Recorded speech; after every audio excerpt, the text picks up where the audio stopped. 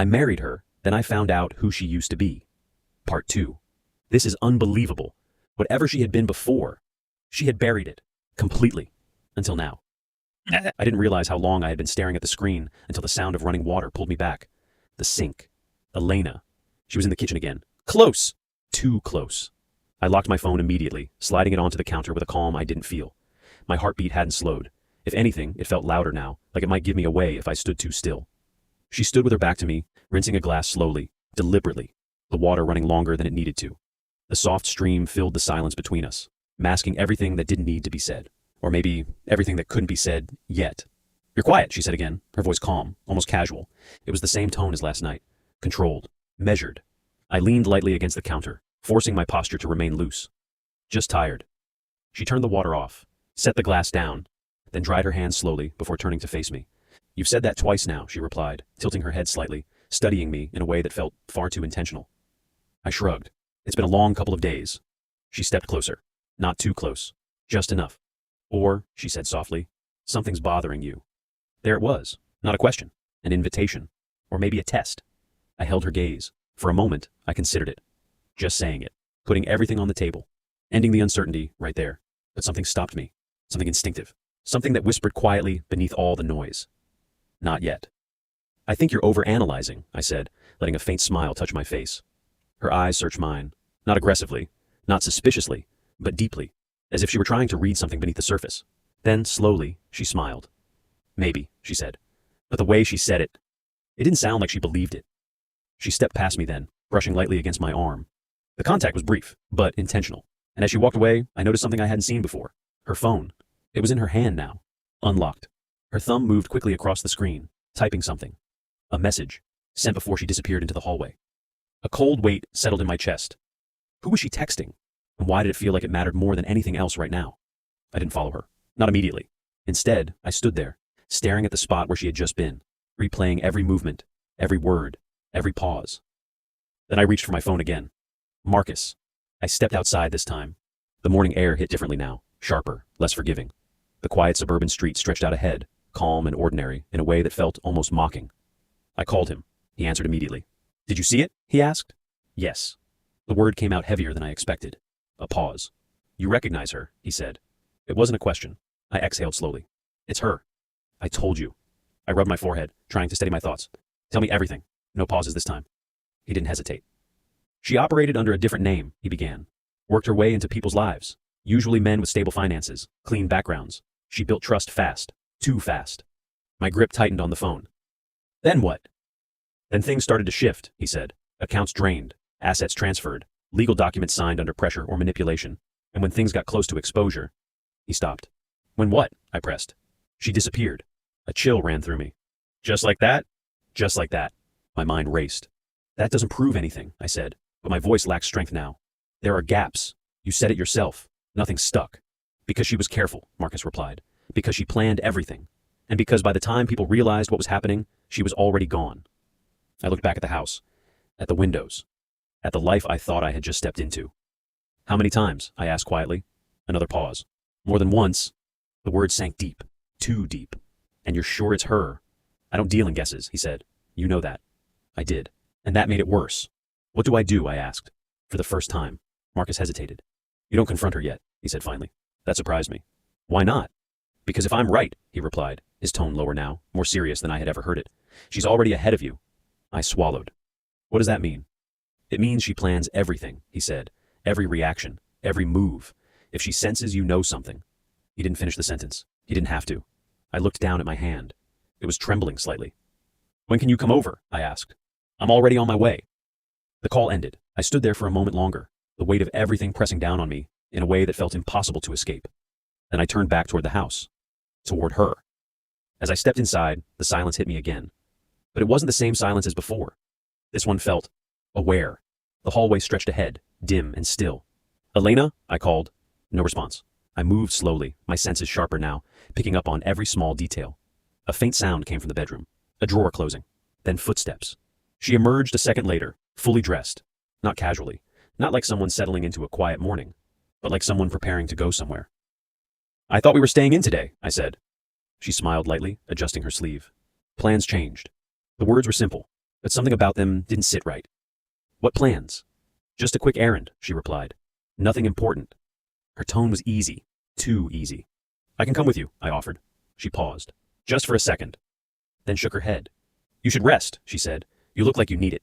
There it was again, that careful redirection. I'm fine, I said. I know, she replied, stepping closer, her hand resting briefly against my chest. But I won't be long. Her eyes held mine, searching, measuring, and for a moment, it felt like she knew, not everything, but enough. Then she stepped back, picked up her keys, and walked toward the door. I watched her every step. Hey, I said suddenly. She stopped, turned. Yes? 1,000 questions rushed through my mind, but only one made it out. Have you ever gone by another name? The silence that followed was different. It stretched, deepened, shifted the air itself. Her expression didn't change immediately, but something behind her eyes did. A flicker, sharp, dangerous. Then, she smiled, slowly, calmly. Why would you ask me that? She said. Her voice was soft, but beneath it, there was something else. Something I hadn't heard before. Something that didn't belong in a normal conversation. I held her gaze. Just a random thought, I said. Another pause, then she nodded, and the smile softened again. No, she said gently. I haven't. The lie landed quietly, almost perfectly. If I hadn't known, I might have believed it.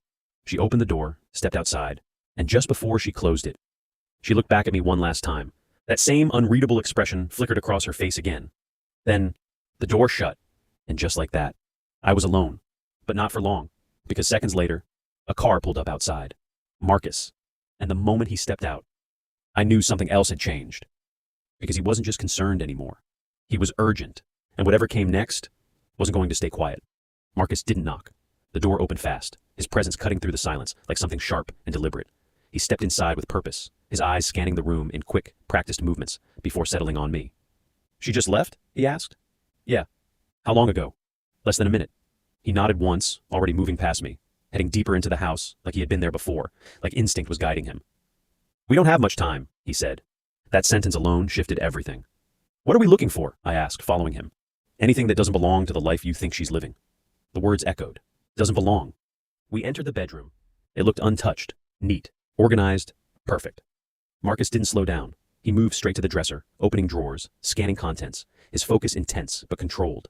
This is insane, I muttered, though I was already helping, already opening closets, checking shelves, looking for something I couldn't define. Maybe, he said, but you saw the file. I had, and I couldn't unsee it. We moved in silence for a few minutes, the only sounds the soft opening and closing of drawers, the rustle of fabric, the shifting of objects that suddenly felt suspicious just by existing. Then Marcus stopped. Here. I turned. He was kneeling beside the bed, one hand pressed against the underside of the frame. There's a gap here, he said. My pulse quickened as I moved closer. He reached in, paused, then pulled something out. A small, flat box, matte black, no labels, no markings, the kind of object designed not to exist. For a second, neither of us spoke. The room itself seemed to hold its breath.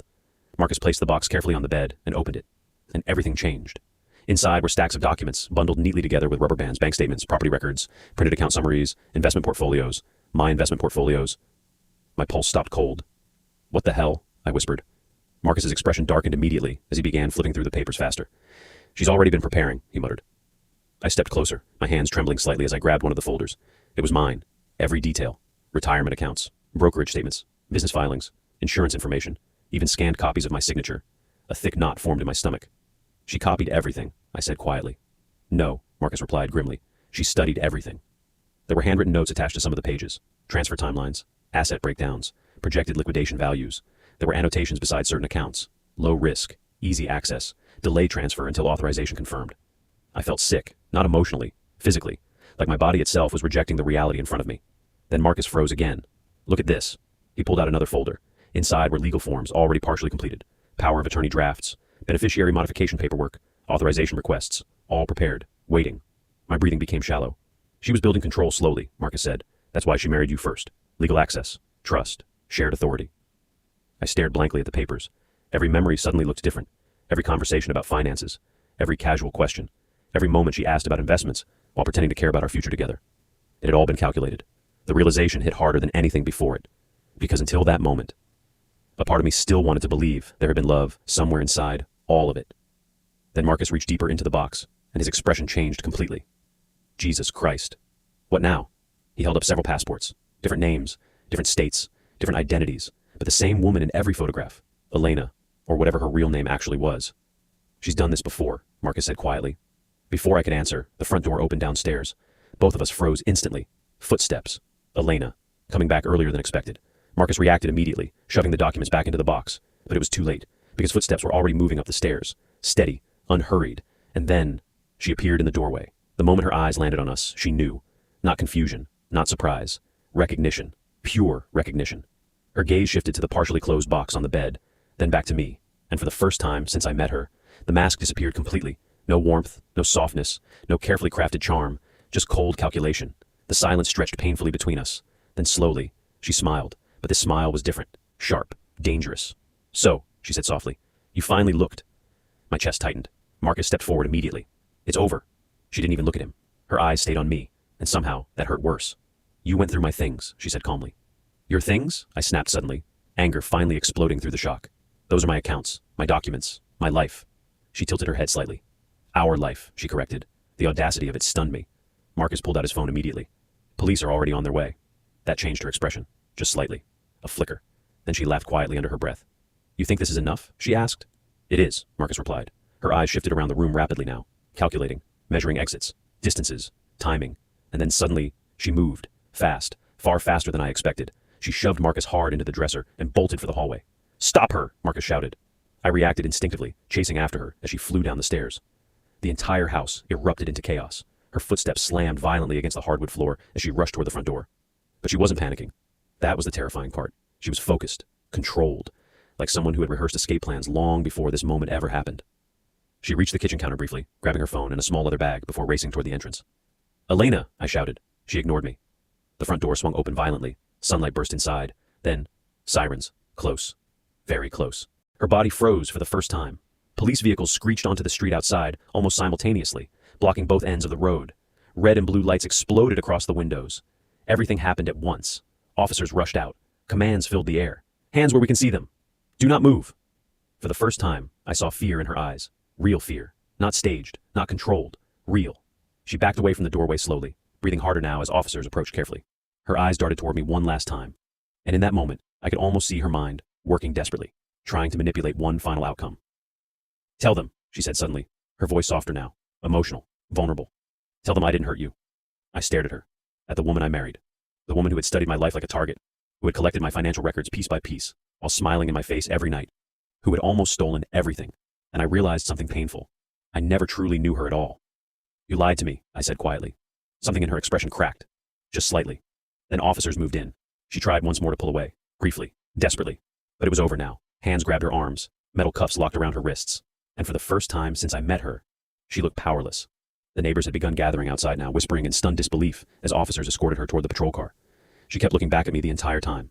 Not angry, not crying, just staring, like she still couldn't believe the story had ended this way.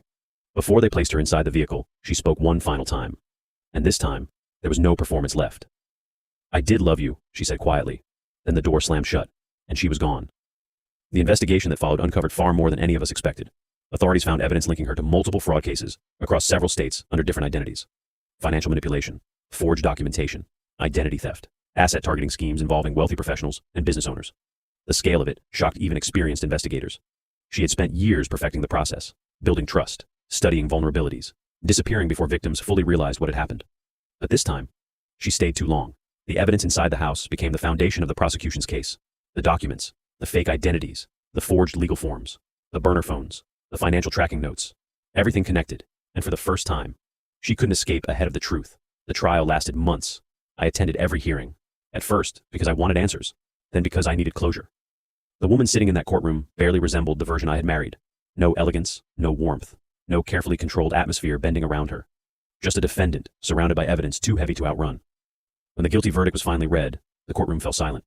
She didn't react immediately. She simply closed her eyes for a brief moment, almost like someone finally accepting exhaustion after years of running. Then came sentencing, several years in federal prison. No suspended sentence, no easy escape, no new identity waiting somewhere else. Just consequences. Real ones. Months later, I stood alone in the same house where everything had unraveled. The silence felt different now, cleaner, not empty, recovered.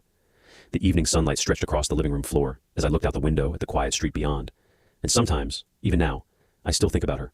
Not the criminal, not the lies, but the strange tragedy of someone who became so skilled at pretending to be loved that somewhere along the way, she may have forgotten how to genuinely receive it. If you were in my shoes, what would you have done? Let us know in the comment. And if this story shocked you, there's more like it on this channel. You might want to stick around and subscribe to the channel, like and comment on the video. Thanks.